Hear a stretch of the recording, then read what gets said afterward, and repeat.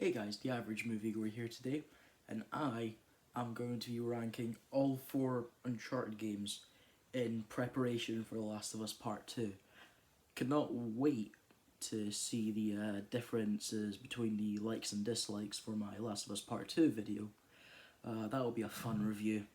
Anyway, so let's get started. So, coming in at last place, it's got to be Uncharted Drake's Fortune. Now, this is a fantastic start to the franchise. You've got some of the most iconic characters in video games. For example, obviously Nathan Drake, Sully, and Elena. Just fantastic, likable characters. The weapons are, in my opinion, kind of generic, but they're fun to use. Like, you've got your M4 rifle, you got your AK-47, you got your average pistol, shotgun, sniper, your average weapons and all that.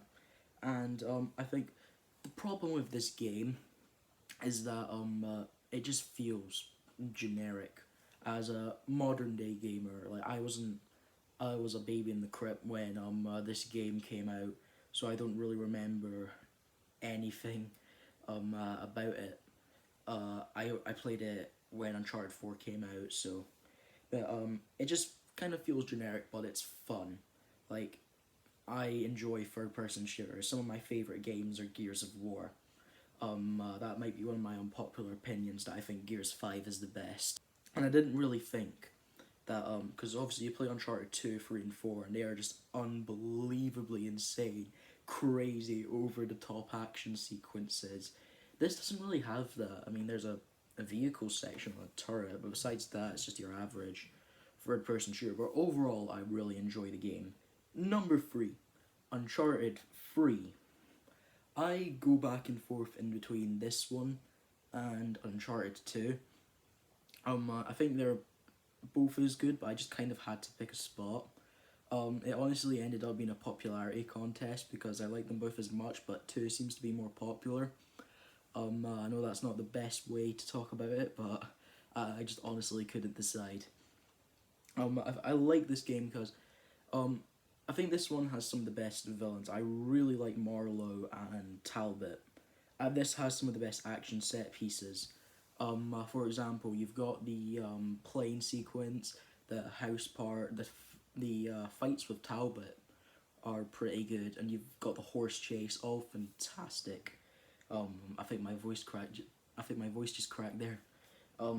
It's really fantastic. They have these very small innovations, like when a grenade lands at your feet, you can quickly chuck it away, and they've added a couple. They added like a couple of new guns that were actually pretty fun to use.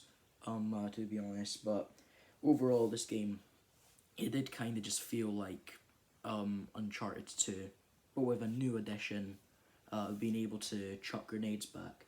But I think this might have one of my favorite stories in the Uncharted series, because they take a sort of deeper dive into Nathan Drake as a character, obviously with Marlowe. But another problem with this game, with the whole changing thing, is that not changing very much. It's like what Ben Yahtzee Croshaw said. He said that by the time Uncharted 3 came out, it became as formulaic as a Scooby-Doo episode. And that, I 100% agree, but it was still just masterfully done. Anyway, moving on.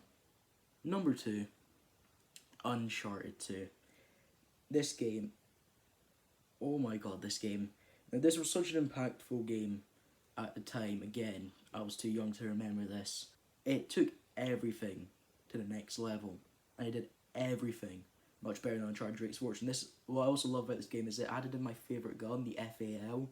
That is probably one of my favourite guns in the franchise, so I really appreciated that. But this is the one that kind of just went, okay, the first one, it got good reviews, how are we going to top that? And they just went bonkers. You've got the sequence with the falling skyscraper, the tank sequence, obviously the train sequence, the convoy sequence, just so many memorable moments. And this introduced us to a fan favourite character, Chloe. Not including Uncharted Lost Legacy in this, sadly, because sadly I hate women. Just joking. But yeah, overall, love this game. I love the series. And again, I don't think, because with Uncharted 1 and 2, Nathan Drake felt like your average charismatic adventurer, like Indiana Jones, Brendan Fraser's character from The Mummy. He just felt like them, but Uncharted 3 and especially 4, they went into his character a little bit more. So anyway, coming in at number 1, Uncharted 4. This game, absolute masterpiece. It's one of the, it might be one of the best stories I've experienced in gaming. I love the characters. Sam was a fantastic addition, even though it didn't really make any sense. I mean, surely Nathan would have mentioned him over the course of 3 games, but I mean, any excuse to have Nolan North and Troy Baker talking back and forth, just any excuse for that. They're brothers. Why have we never heard of him? Because Nate didn't want to talk about him. But anyway, I also think like the voice acting in this game, I think like Nolan North, in my opinion, gives his best performance, and Troy Baker is just fantastic as Sam. He just really, like, him and Nolan North just have fantastic chemistry with each other, and the what I liked about this was that there was an interesting dynamic with Nathan Drake, how he's not in this for a treasure, he's retired, and the lesson that he learned at the end of Uncharted 3, that he's not trying to prove anything, it kind of carries into this game. And it shows that he has learned the lesson, so he's not trying to get the treasure to prove anything, he wants it for Sam. And you can understand, like, characters like Rafe, you can understand why he has a grudge against Sam, because obviously he makes up the whole lie about Alcazar, so you can understand his grudge against him.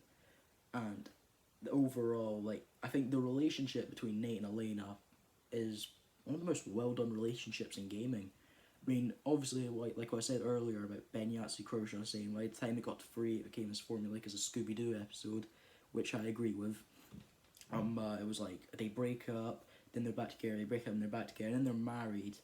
And, like, whilst they do have, obviously, a big fallout halfway through this game, like, the relation, it just feels like a much more realistic relationship where you've got them sitting down with each other, talking about their day.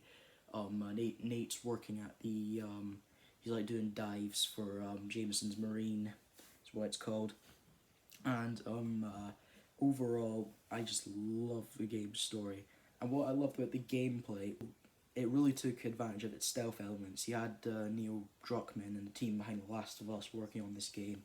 Say what you want about Neil Druckmann, but he does make good games, to be fair. Uncharted, this game, and Last of Us, to be fair, he does make good games.